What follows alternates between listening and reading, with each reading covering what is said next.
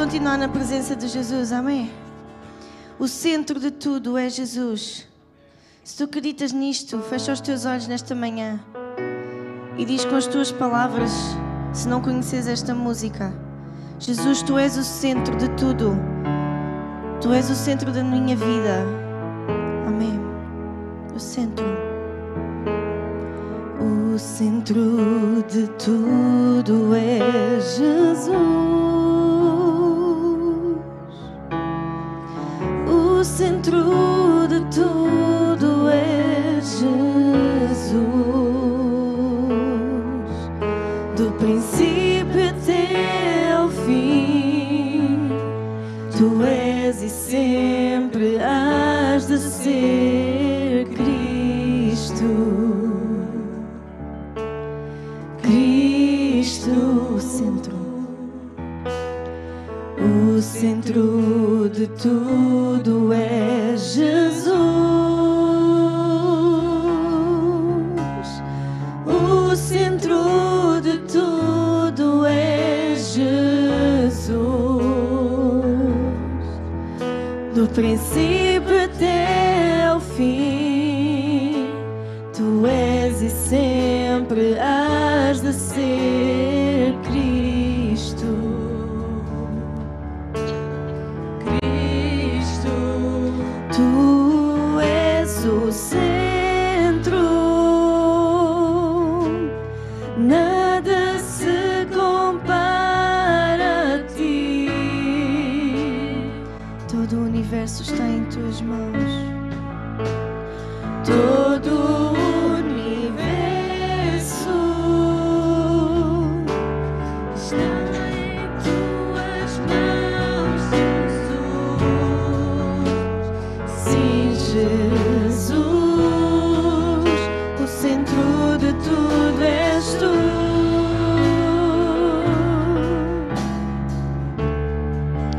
O centro de tudo és tu. Como declaramos? Como declaramos?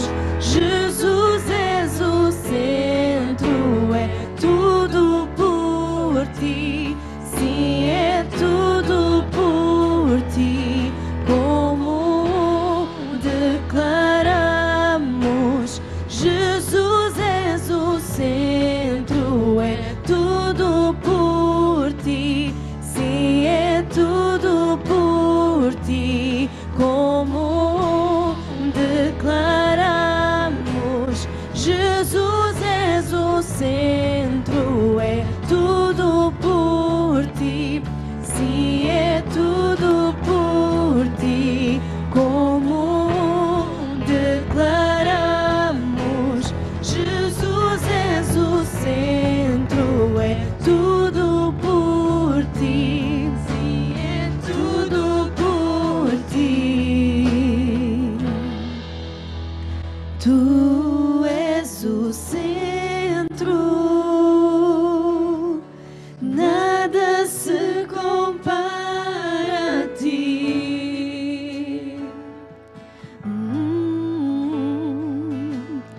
Todo o universo está em tuas mãos, Jesus. Sim, Jesus, o centro de tudo és tu.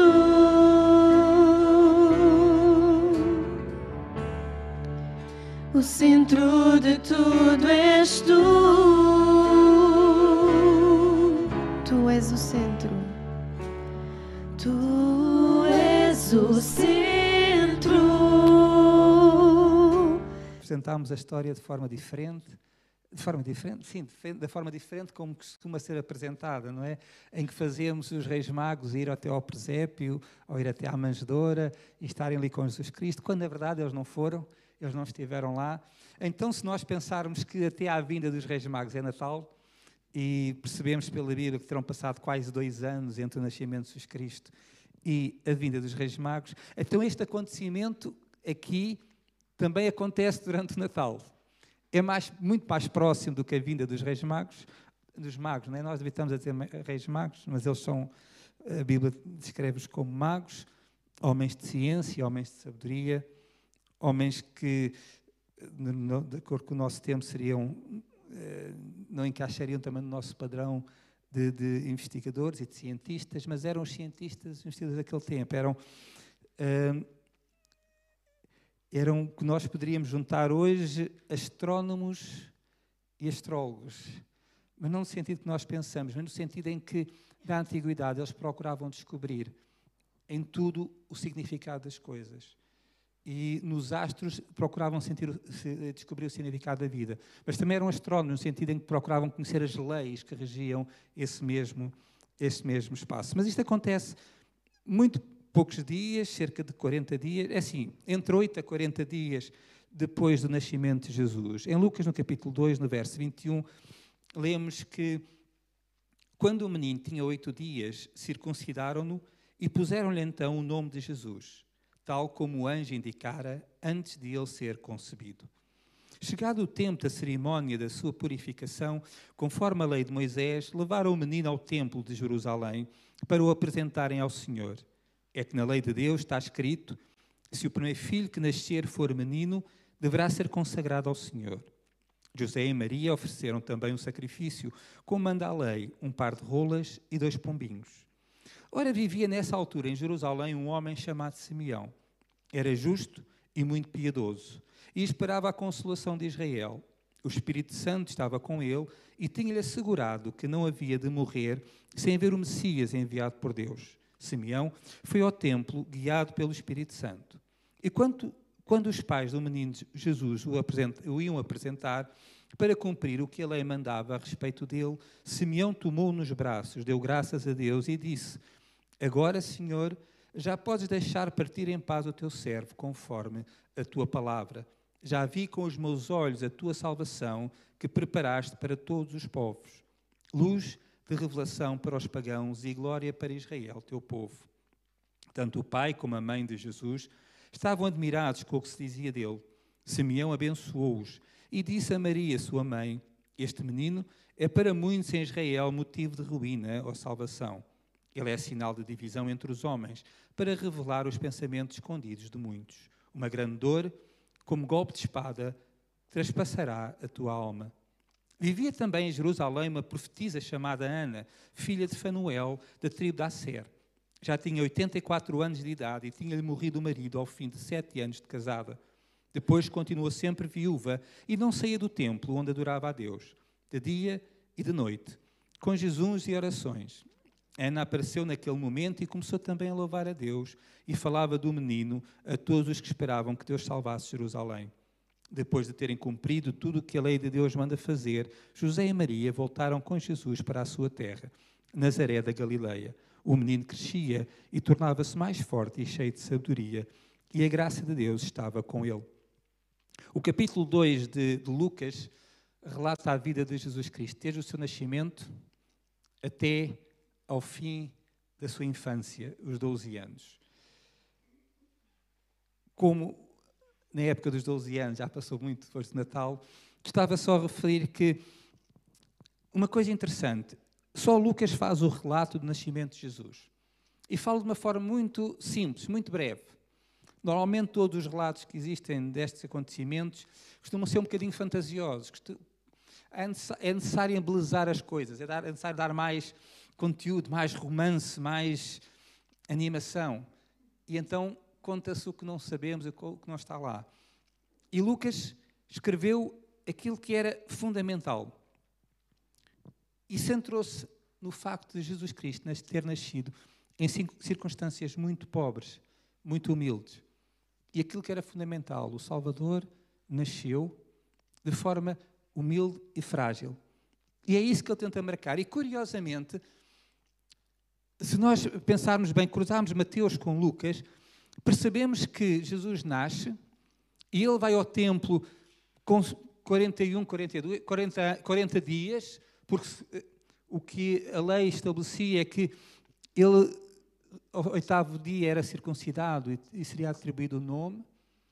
E nós vemos isso pela Bíblia, mas se nós virmos a história e os relatos, nós sabemos que a razão por que uma criança só recebia o nome ao 8º dia é porque, ao contrário de hoje, graças a Deus, a taxa de mortalidade infantil, chamada taxa de mortalidade nos primeiros 8 dias, era tão elevada que a probabilidade de uma criança sobreviver aos 8 primeiros dias era tão baixa que os pais não lhe davam o nome até que passasse esses 8 dias. E só quando a criança ultrapassava os 8 dias, então lhe era atribuído o nome. Não é por acaso, às vezes estamos a falar sobre a esperança média, eu estava às vezes a dizer, a gente tem aquelas ideias, mas no tempo de Jesus Cristo, a esperança média de vida era de 25 anos. Era muito baixa. Claro que nós pensamos, então era só jovens, não havia velhos. Não havia. O problema é que havia muitas pessoas e muitas crianças a morrer muito novas. Então daí que a taxa média, né, as taxas médias são sempre uma chatice, não é? Lá brincava um economista a dizer, né, a média é, se eu como um frango, e aqui o pastor Gracino não come nenhum, em média cada um comeu meio frango. Mas eu comi o todo, ele não comeu nada, mas a média tem estes problemas. Portanto, quando nós falamos em 5 anos de esperança média de vida, não quer dizer que não houvesse, e nós vemos aqui, neste relato, que existia pelo menos uma pessoa bastante idosa. E vemos que, quando Jesus nasce, os anjos falam, o anjo e depois os anjos surgem aos pastores que vão celebrar Jesus Cristo. No 8º dia, Jesus Cristo é circuncidado, provavelmente em casa, não necessariamente no templo, que era algo que normalmente o pai fazia, ou depois mais tarde começou a ter alguém que precisarem fazer a circuncisão, que depois de 33 dias, depois da mãe fazer a sua purificação, porque era equivalente, segundo a lei, ao período menstrual, e a mulher tinha que fazer a purificação, teriam então que ir fazer a dedicação do templo. E que significa que tinham passado 42 dias. Então, quando Jesus vai ao templo, já teria 42 dias. Quando é este acontecimento. Mas veja que durante este período em que os pastores foram louvar Jesus, falaram dele, e deste período que Simão e Ana vão também falar acerca de Jesus, ele passa despercebido aos poderosos. Só muito mais tarde, quando os magos vêm do Oriente à procura de Jesus, quando aquelas pessoas com cultura, com formação, de um estatuto social e económico superior, chegam a Jerusalém à procura daquele que é nascido dos reis dos judeus, é que os poderosos, neste caso Herodes, fica incomodado e atrapalhado. Enquanto os pobres celebraram Jesus Cristo, não afetou Herodes. Quando alguém com outro estatuto vem à procura do rei dos judeus, ele sentiu-se ameaçado. E é curioso que Lucas está a escrever, penso que será alguém conhecido, um amigo, Teófilo, está a relatar, e Lucas é realmente dos evangelhos que tem um relato mais sistemático, de alguém que investigou, está mais perto dos nossos dias em termos de relato, e procura juntar os factos e os argumentos para relatar. E o que ele faz é apresentar aquilo que, do ponto de vista de Deus, é o mais importante. Estava a ler, ou melhor, estou a ler um livro sobre a Bíblia, e normalmente as pessoas comentam, os críticos, de que a Bíblia, como todos os documentos históricos, são feitos de acordo com as pessoas que o escrevem, a ênfase. E isso é verdade. Normalmente nós damos, perante um facto, perante um acontecimento, se tivermos várias pessoas, nós teremos relatos diferentes. Porque cada pessoa vai relatar aquilo que é mais importante, que lhe chama mais a atenção. Faz-me lembrar sempre a velha história, isto dos homens, das mulheres, os pais, filhos, e às vezes escondia a casa de amigos ou situações, às vezes a minha mãe perguntava, então como é que é a casa do teu amigo? Faço a menor ideia como é que é. Quais são os cortinados? Não faço a menor ideia, eu estive a olhar para isso. Mas a minha mãe é senhora e a primeira coisa que olha é como é que são os cortinados, como é que é a mobília. Eu sou homem, e desculpe a expressão, estou-me a borrifar qual é os cortinados. E a minha pergunta, de que cortinados é que são? Mas nem reparei, não olha para isso. Porque de facto não são as coisas mais importantes. Mas se calhar, imagina que fosse ao quarto dele e visse o televisor, mas ele tem um televisor XPTO, ou tem um computador. Porque são as coisas que que nos achamos mais importância e achamos mais atenção. E isto também acontece, e Deus fez isso com os evangelhos, com os evangelistas. relatando a mesma realidade acerca do nosso Salvador. Eles têm ênfases diferentes, porque querem focar aspectos que são importantes. E é curioso que Lucas escreve para uma pessoa importante, porque ele começa o Evangelho, tal como começa em Atos,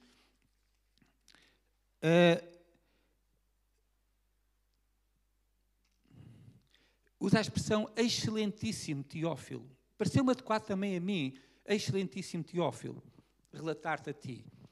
E Lucas usa a expressão excelentíssimo quando se refere a autoridades, com Festo e com... Eu agora com os nomes sou...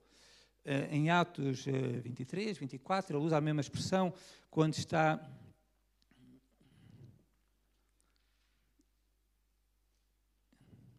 Quando Paulo está perante Félix e depois Festo, ele usa a expressão excelentíssimo.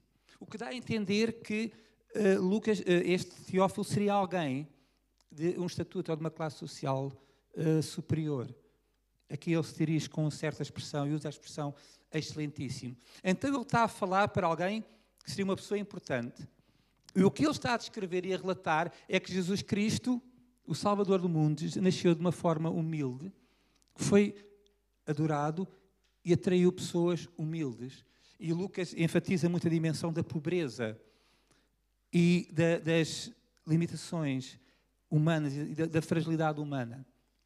Os pobres, quando ele se fala, atraiu os pastores que eram pobres, atraiu pessoas que não eram relevantes e relevantes de acordo com os nossos conceitos, de acordo com as nossas ideias. E é por isso que eu gostava de falar deste Simeão um bocadinho. Porque vemos, em primeiro lugar, que, cumprindo-se o tempo e o que a lei tinha estipulado, José e Maria levam Jesus ao templo. Ao 8º dia circuncidam, provavelmente em casa, e dão-lhe o nome.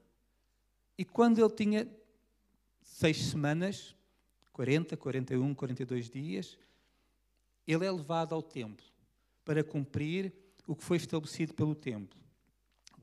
Foi estabelecido pela lei, que era a dedicação, a apresentação do primogênito. E a lei estabelecia, em Êxodo 12, número 18, que porque os primogênitos tinham sido poupados quando Deus libertou o povo de Israel do Egito. Antes eles tinham de ser dedicados. Eles pertenciam ao Senhor. Então o filho varão, primogênito, tinha que ser dedicado a Deus. E foi isto que José e Maria cumpriram. Respeitaram as leis. Gálatas 4, 4, Paulo está a escrever a crentes que não eram judeus, mas que afirma que Jesus Cristo foi o cumprimento da lei. E no capítulo 4, verso 4, diz assim: vindo, porém, a plenitude dos tempos, Deus enviou o seu Filho, nascido de mulher, nascido debaixo da lei, para resgatar os que estavam debaixo da lei, a fim de que recebêssemos a adoção de filhos. E Paulo aqui sintetiza quem Jesus Cristo é. Deus enviou o seu Filho, e o seu Filho é Deus, que estava nascido de mulher, que se tornou homem, debaixo da lei, para resgatar os que estavam debaixo da lei. Ou seja, alguém que cumpriu toda a lei. A lei não nos salva, mas a lei mostra que nós não nos podemos salvar. Mostra, em primeiro lugar, que nós somos pecadores, que nós não conseguimos cumprir a lei. E mostra depois que nós não conseguimos resolver o nosso problema. Então era necessário que alguém que cumprisse a lei, que não tivesse uma falha à base da lei, que não tivesse um pecado, resolvesse o problema. Por isso Jesus nasceu debaixo da lei e os seus pais levaram-no para apresentar, cumpriram as regras do templo e é nesta apresentação que Lucas vai centrar aquilo que vai dizer. Porque esta apresentação era a redenção do primogênito. Mas Jesus Cristo era Ele o Redentor. Então eles vão cumprir a lei, a remissão do Redentor. Porque Jesus Cristo é aquele que vai nos redimir, que vai pagar o preço, vai cumprir a lei e vai resolver o problema do pecado e o problema da morte. Como Paulo muito bem diz em 1 Coríntios 15, o último inimigo a ser vencido é a morte. Um dos dramas da nossa atual luta é que nós todos estamos no mesmo barco, perante a mesma situação. Eu costumo dizer aos jovens, e agora pegando esta ponte entre a esperança média de vida no tempo de Jesus Cristo e a nossa, que já ultrapassa perto dos 80 anos, há uma diferença muito grande. Só que isto leva-nos perante uma situação, é que a pandemia aproximou-nos mais da morte outra vez. Passámos a estar mais perto de pessoas que morrem. O grande drama da atual geração, dos mais jovens, é que acham que não vão morrer. Acham que a morte é só algo que acontece há muito, quando for muito velhinho. No tempo de Jesus Cristo, qualquer criança lidava com a morte diariamente. Qualquer pessoa na antiguidade lidava com a morte de forma constante. Era uma presença permanente. Para nós hoje não é.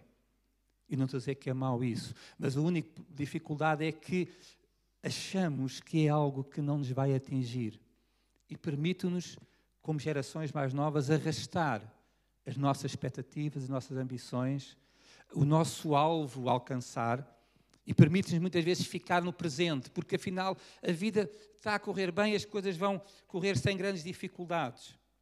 Mas esquecemos que esse alvo vai acontecer.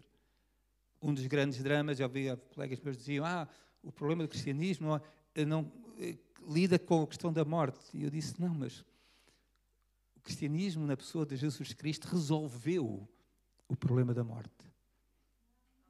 Resolveu o problema da morte. E às vezes, como cristãos, nós não nos apercebemos disto e por isso nós lutamos com isto.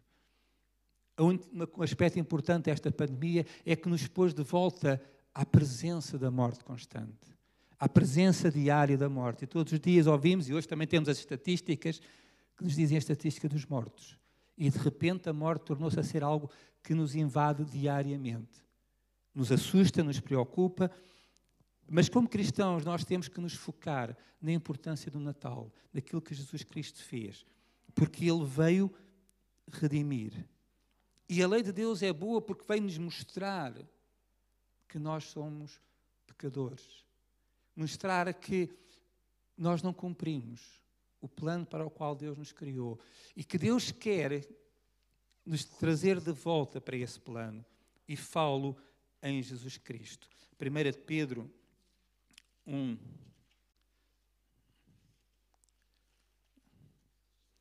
18 e 19, lemos que sabendo que não foi com coisas perecíveis como prata ou ouro que fostes resgatados da vossa maneira fútil de viver, recebida por tradição dos vossos pais, mas fostes resgatados pelo precioso sangue, como de um cordeiro sem defeito e sem mancha, o sangue de Cristo. Então, José e Maria vieram ao templo fizeram a circuncisão e vieram ao templo para apresentar, remir o seu primogênito e fazer a purificação de Maria, porque se nós formos ver a Lucas, eles estão a cumprir, a Levítico, estamos em Lucas, Levítico no capítulo 12, explica-nos o que é que deve ser feito. Levítico 12 diz-nos que o Senhor disse a Moisés, fala aos israelitas, se uma mulher der à luz e tiver um menino, ficará impura por 7 dias. Ficará impura como nos dias da sua menstruação. E no 8º dia o menino será circuncidado na pele do seu prepúcio. Depois ela passará 33 dias purificando-se do seu sangramento. Não tocará em nenhuma coisa sagrada, nem entrará no santuário, até que se cumpram os dias da sua purificação. E foi cumprindo-se este período, os 8 dias mais os 33, que Maria vem ao templo, cumprindo e obedecendo à lei. E no verso 8 diz, mas se tiver recursos para oferecer um cordeiro, então trará 2 rolinhas ou 2 pombinhos, um para o holocausto, outro para a oferta pelo pecado. Assim o sacerdote fará a expiação por ela e ela será purificada. E como qualquer sacrifício, havia a entrega de animais. Só que o que devia ser entregue era um cordeiro, uma pomba ou uma rola, mas se aquela família fosse pobre, podia substituir por 2 rolas ou 2 pombinhos. E nós vemos que José e Maria entregam os pombos agora. Fico baralhado entre os pombos. Porque sim, o que mostra que era um casal pobre. Não tinham recursos suficientes para oferecer o cordeiro. Então, Deus determinou nascer no seio de uma família pobre, que não tinha um cordeiro para o holocausto. Agora, aqui o paralelismo é que na sua purificação da sua mãe não havia um cordeiro para o holocausto, mas o próprio Jesus Cristo era ele o cordeiro que iria remir todos nós. Todos nós que não temos dinheiro, não temos recursos suficientes para pagar a nossa dívida, para saldar a nossa dívida. Eu acho que eu estou farto de repetir isso, mas quando leio em Levítico o dia da expiação, realmente eu percebo o quão importante e quão simbólico é que ele significa. É como todos os anos, o sumo sacerdote entrava no lugar santíssimo, fazer expiação pelo pecado dele e de todo o povo. E dizer, Senhor, nós não conseguimos pagar a dívida, precisamos de uma prorrogação do prazo. E no ano seguinte estava lá de novo, Senhor, nós não conseguimos pagar a dívida, precisamos de uma prorrogação do prazo. E assim sucessivamente, até que este cordeiro nasceu de forma tão frágil, no meio de um povo pobre, dominado por uma potência estrangeira, num contexto tão limitado e humilde.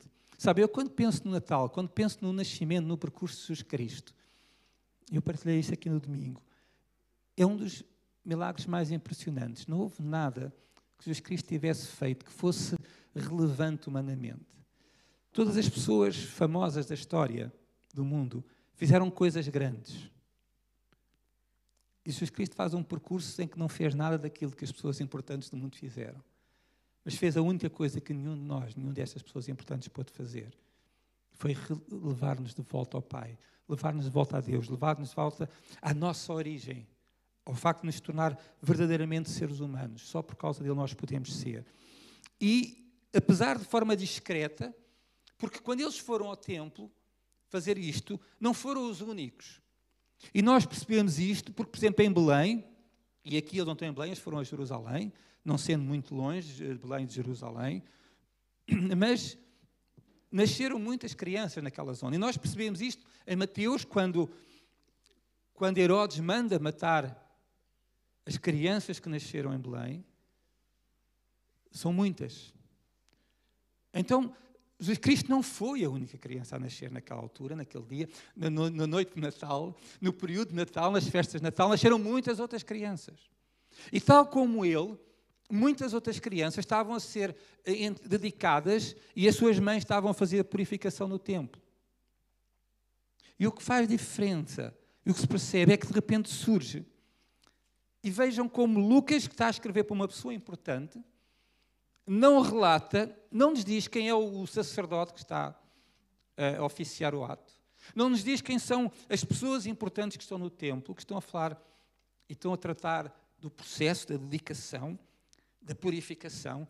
À base da lei seriam os rituais importantes, os sacrifícios importantes, aquilo que nós hoje damos importância, porque é aquele estatuto, aquela forma de fazer as coisas. E Lucas não se importa com isso. Importa-se a relatar é que diz que no momento da apresentação, diz que, assim, movido no verso 27,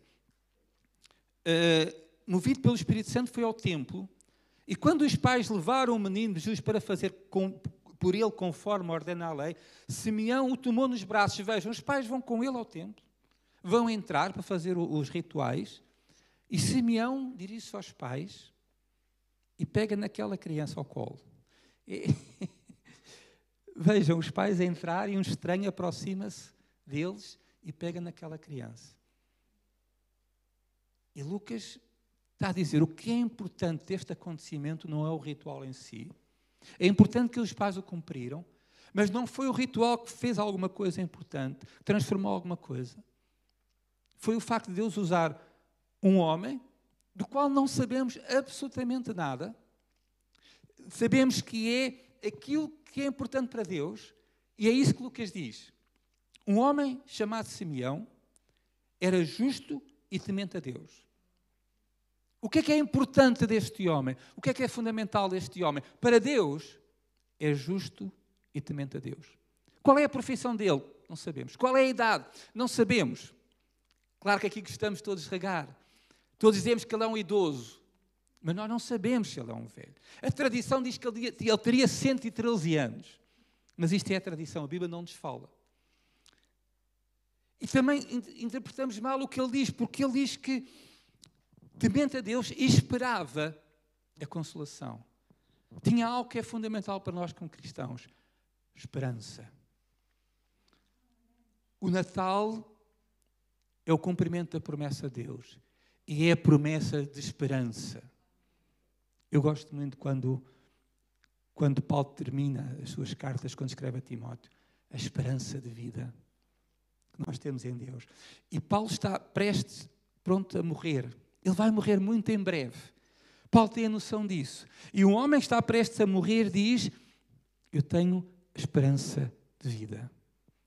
Esta é a dimensão da ambição que nós devemos ter. E curiosamente a nossa ambição, como todos os seres humanos, é viver. Viver.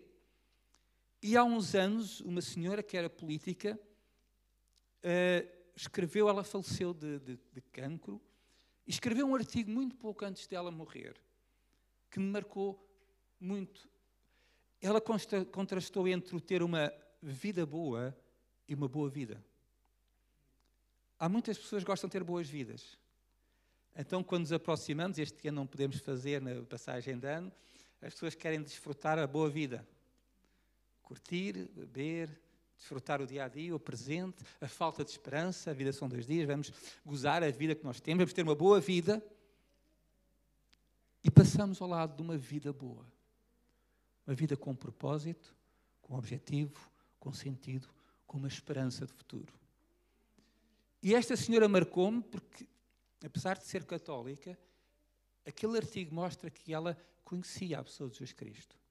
Porque ela escreveu aquele artigo para um jornal, eu tenho lá, poucos dias antes de morrer. E ela enfatiza a vida boa que há em Jesus Cristo. Eu pensei, é quando nós chegamos à dimensão do fim de vida, da nossa vida, é que percebemos se a nossa vida foi uma boa vida ou uma vida boa, com expectativa, com esperança.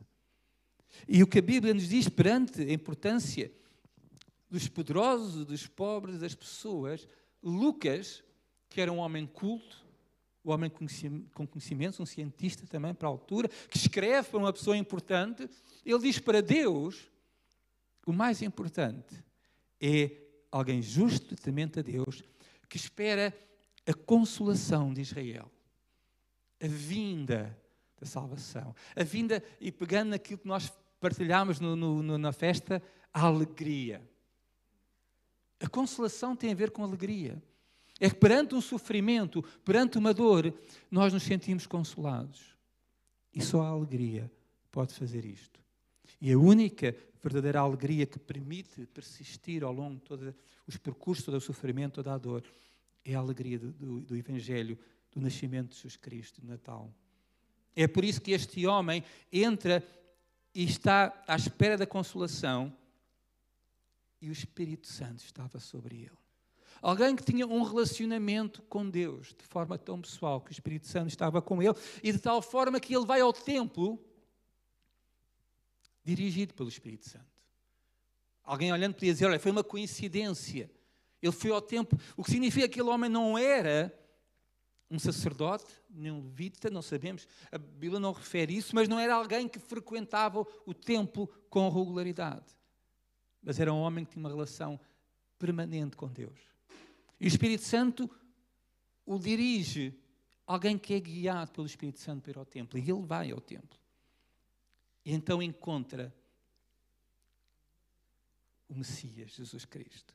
E diz que lhe havia revelado que não morreria antes de ver o Cristo da parte do Senhor. Eu tinha uma promessa de Deus que ele estaria vivo quando a salvação que Deus tinha dado para a humanidade viesse ao mundo.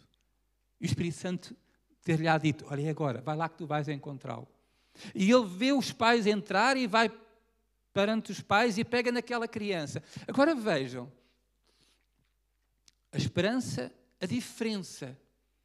Por exemplo, os discípulos vão lutar com isto muito mais tarde. A dimensão do Messias que vai vencer, e Pedro luta com isso quando Jesus Cristo é preso. Então o Messias não vai vencer, não vai derrotar os inimigos. É alguém que vem com poder, com força. É um libertador. E aquele homem já tinha dirigido para o Espírito Santo a noção de que o Filho de Deus era alguém que iria sofrer, porque ele vai dizer isso à sua mãe. Sofrer para trazer salvação. Então ele, quando está a pegar naquele bebê indefeso, ele tem nos braços dele o Salvador do mundo. E este homem confia que aquele bebê frágil que ele tem nos braços é de facto o cumprimento da promessa. Eu acho isto extraordinário.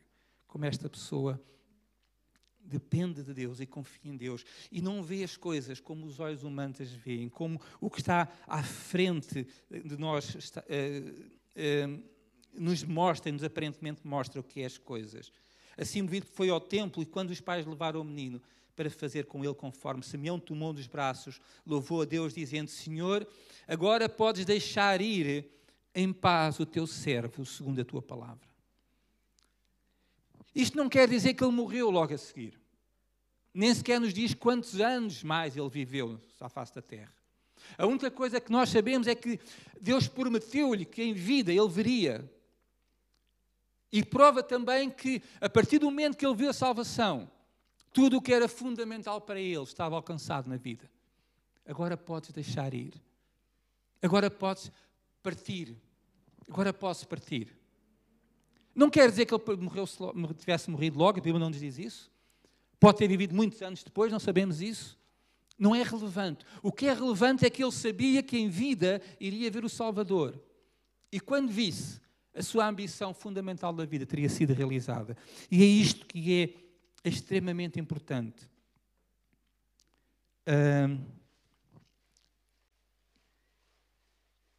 E eu gostava só de focar aqui um aspecto, porque nós vimos de um ano que nós dizemos que é para esquecer, muitas pessoas dizem que é para esquecer, eu costumo dizer, se é porque é mau não é para esquecer, é para aprendermos. Aprendermos de tudo o que nós percorremos, aprendermos aquilo que Deus nos quer ensinar e também a sermos humildes na presença de Deus e saber que nós não somos tão importantes assim. Quer dizer, somos muito importantes para Ele, mas as coisas não vivem em função de nós. E não é só o nosso bem-estar que é fundamental, mas a nossa ambição, tal como Paulo, se for, se me levar, se eu partir, uau, melhor. Mas se ficar, até eu quero continuar a servir-te, a viver a minha vida para ti. É esta perspectiva que Paulo tem, é esta perspectiva que Simeão tem. E deve ser esta perspectiva que nós temos. Quando vimos de um ano mau e todos esperamos que o ano que venha a seguir seja melhor. Mas qual é a nossa ambição? Para que é que nós queremos um ano melhor? Para ter uma boa vida? Ou para persistirmos em viver uma vida boa, que agrada a Deus? Em termos de significado, o partir, a palavra que está aqui usada, é importante para nós como cristãos, porque ela, em termos de significados, todos eles são relevantes para nós. A palavra pode significar a libertação de um prisioneiro, deixar partir um prisioneiro, alguém que está amarrado, está preso, está condicionado. Poderá ser também significar desamarrar um barco e deixá-lo zarpar, ou desmontar uma tenda, como está em 2 Coríntios 5, 1-8, ou então soltar o jugo de um animal de carga. Tudo isto significam libertação de fardos que esta vida nos coloca e nos enfatizam a bênção da vida futura. E eu gosto de ter, que tenhamos aqui algum cuidado, porque nós pensamos, como cristãos temos que sofrer aqui, porque no futuro vamos ter uma vida boa. Não é só isso. A nossa eternidade começa agora. A nossa alegria, a profunda alegria deste homem, é que faz, como nós temos falado e falámos no domingo, não dependa das coisas que nos acontecem. Não dependem se a vida é boa ou má. não dependem das coisas, os melhores momentos serem mais que os piores momentos. Mas é saber que esta vida é algo que já faz sentido, que a eternidade já começou para nós. É por isso também, quando Jesus ensina os seus discípulos a orar, lá no Sermão da Montanha, e diz: Pai nosso que estás no céu, seja feita a tua vontade, venha o teu reino. Ele não está a referir a algo que vamos ter no futuro. Porque para os judeus daquele tempo, os céus é a habitação presente de Deus. Deus já é Senhor hoje, no presente, no céu. Pai nosso que estás nos céus não é uma esperança futura, é algo presente. É algo que acontece agora. Apesar de nós não vermos, e vejam, aquele homem está com um bebê nas mãos, ele não estava a ver quem Jesus Cristo seria. Ele estava a ver um bebê frágil e limitado, mas ele estava a confiar, a saber que Deus iria fazer coisas grandes. E não só vai fazer, porque a seguir ele louva, e se repararem, ele louva a Deus e diz: Senhor, agora podes deixar ir em paz o teu servo, segundo a tua palavra, pois os meus olhos já viram a tua salvação. Ele confiou que a salvação, a qual preparaste diante de todos os povos, luz da revelação aos gentios e para a glória do teu povo, Israel. Eu gostava de focar aqui uma questão, que é este homem, que será judeu, a Bíblia não diz, mas será, já tem a noção de que a salvação de Deus não era só para os judeus, mas era para todos os povos. Mas ele tem a noção que os discípulos tiveram algum tempo a perceber, é que para que isso acontecesse, Jesus teria que sofrer. E ele fala quando se volta para Maria, no verso 34, os abençoou e disse a Maria, mãe do menino: este menino está posto para queda e para elevação de muitos em Israel, e como um sinal de contradição. A salvação vai trazer luta e contradição. Assim os pensamentos de muitos corações serão conhecidos. Quanto a ti, uma espada atravessará a tua alma. Ele está a focar que Jesus Cristo irá sofrer e que Maria iria assistir a isso. Há comentadores que dizem que isto será uma indicação de que José não estará vivo já quando Jesus Cristo morresse. Porque ele volta-se para os pais e dirige-se a Maria. Não sei dizer se é assim ou não, mas há comentadores que dizem que é. Ele saberia já que José não estaria vivo naquela altura, mas isto é o que os comentadores dizem, eu não sei. Mas de facto o que eu sei é que ele se dirige a Maria e que ela vai assistir ao sofrimento do filho para ver a salvação. E que Jesus Cristo terá divisão, será sinal de contradição. E para terminar, só falar um bocadinho de Ana. Outra mulher, o oposto dos poderosos. Vejam, Lucas relata a ida de Jesus Cristo ao templo para cumprir a lei. E quem se cruza no seu caminho, quem presta atenção, como muitas pessoas, porque aquele lugar não está vazio. Nós pensamos sempre, aquele templo naquela altura estaria cheio. E sabemos que outros pais estariam a levar os seus filhos para cumprir os rituais de dedicação e de purificação. E esta senhora, aí claramente sabemos, com 84 anos, e para a altura era bastante idosa. Porque alguém que atingisse 84 anos naquela altura era uma pessoa bastante resistente e bastante saudável, porque estava muito acima da esperança média de vida. E aquela senhora, e curiosamente nós temos aqui o oposto. Diz-nos quem ela é. Estava também lá, que é uma profetisa, que se chama Ana. Diz quem é o pai, filha de Fanuel, da tribo de Asser, uma israelita. Enquanto quase nada se diz sobre Simeão, identifica-se Ana. E ela estava de idade avançada, tinha vivido com o marido 7 anos e depois do casamento. Permaneceu viúva por quase 84 anos. Ela não se afastava do templo, cultuando a Deus dia e noite, com jejuns e oração. Tendo chegado naquele momento, deu graças a Deus e falou a respeito do menino a todos os que esperavam a redenção de Israel. Ela assistiu àquilo. E uma coisa importante é que ela começou a falar do menino a todos os que esperavam. Começou a divulgar, começou a apresentar, começou a partilhar. Só 2 ou 3 coisas sobre esta mulher. Ela é uma mulher idosa que teve 7 anos casada, o que significa que enviuvou muito cedo e viveu praticamente a sua vida como viúva, como profetisa no templo. Nós sabemos, provavelmente, ela seria uma mulher que os oficiais do templo, sacerdotes, levitas, não deveriam gostar. Porque a presença daquela mulher constantemente no templo é daquelas pessoas, às vezes, se tornava uma seca, né? Uma chata. Esta não sai daqui. E nós vemos pelos evangelhos que as viúvas não eram bem tratadas. Vemos que a lei tem que defender as viúvas, porque as viúvas eram mulheres que naquele tempo que não havia segurança social, em que perdiam o apoio do marido e da família, eram mulheres vulneráveis, expostas à pobreza e ao sofrimento e à exploração. A Bíblia conta-nos alguns relatos, mas nem nos conta tudo o que se passava, as dificuldades que estas mulheres passavam. E esta mulher optou por permanecer viúva para dedicar a sua vida a Deus. Ela teria tido uma melhor vida se voltasse a casar. Ela era de uma tribo que tinha dificuldades e que passava problemas de número. Então teria cumprido melhor o plano da família e da tribo se tivesse casado e tivesse filhos. Numa altura em que um dos grandes alvos da mulher e das formas de realização era ser mãe, e nós vemos, até o Velho Testamento está cheio de mulheres que sofreram enquanto não tiveram filhos. A marca que era para elas, a marca que era para a família, a marca que era para a sociedade, a forma como elas eram expostas publicamente.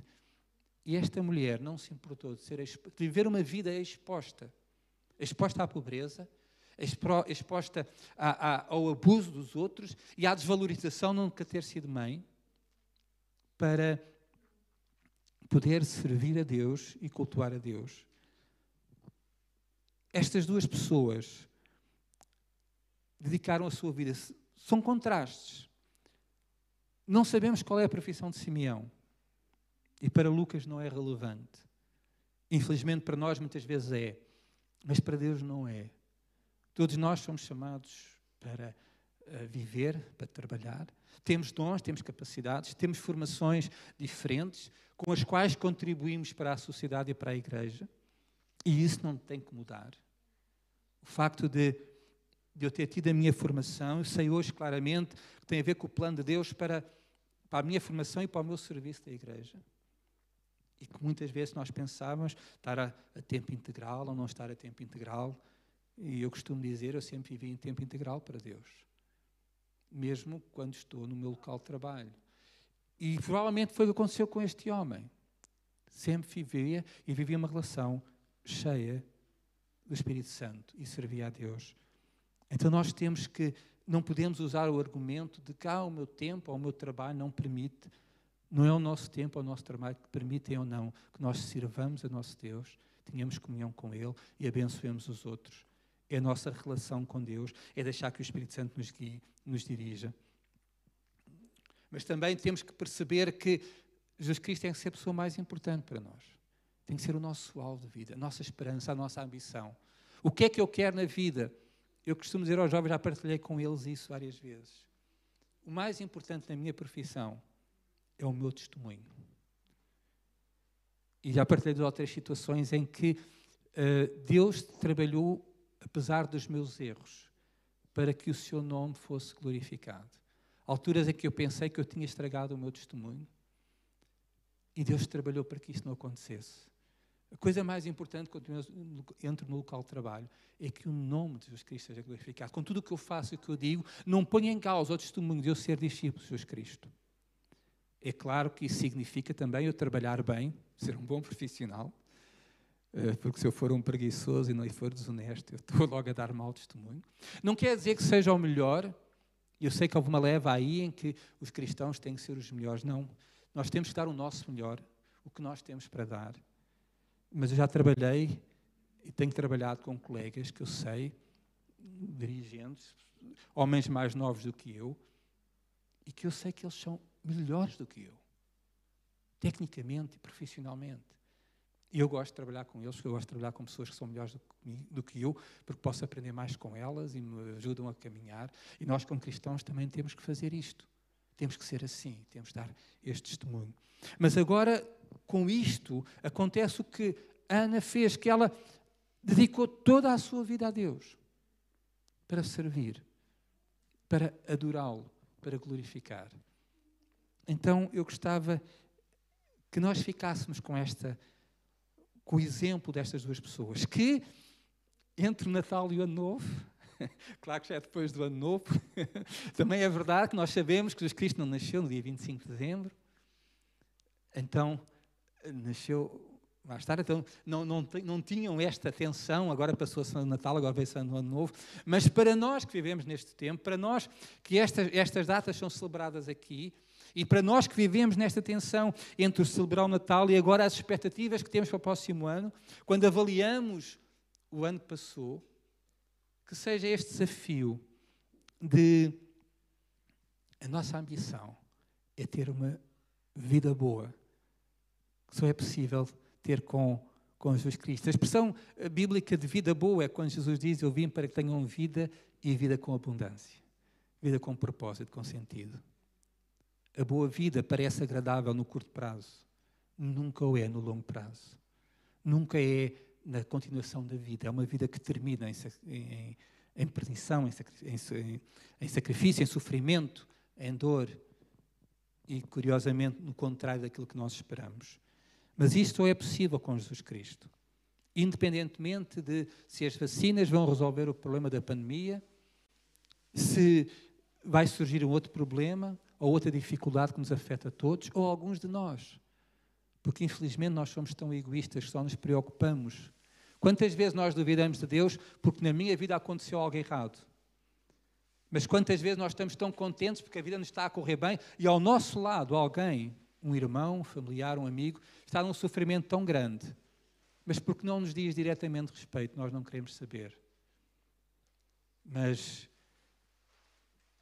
a chamada do Evangelho de Jesus Cristo tem esta dupla dimensão.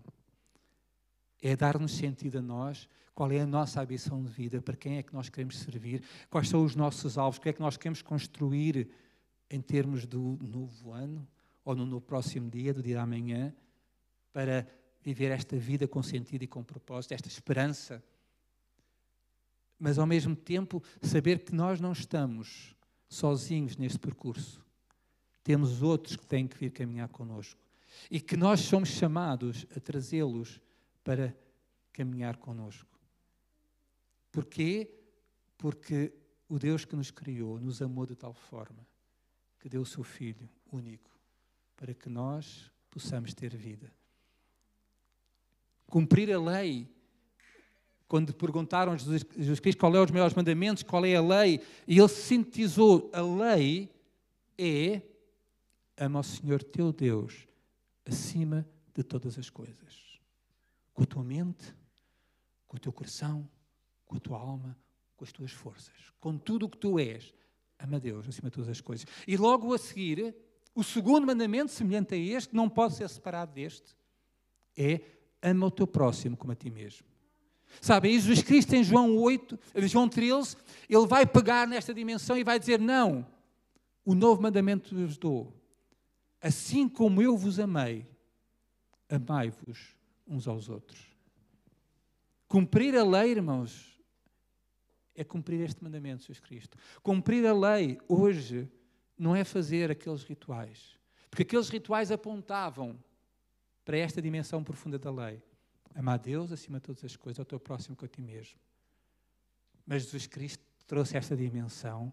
Assim como eu vos amei, o novo mandamento vos dou. Assim como eu vos amei, amai-vos uns aos outros. E ele diz que é assim que saberão que sois meus discípulos. Nós hoje vivemos numa guerra entre igrejas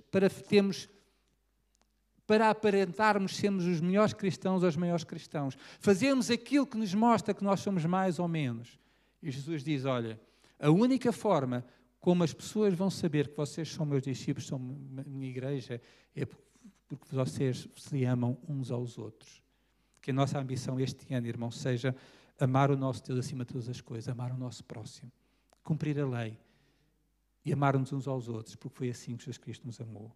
Que o Senhor vos abençoe e que nós possamos ter esta ambição, a verdadeira ambição e mais importante da nossa vida, servir o nosso Deus, falar dele, partilhar dele, independentemente daquilo que nós vivemos ou daquilo pelo qual nós passamos. Que o Senhor vos abençoe e que seja este o desafio para todos nós. Amém.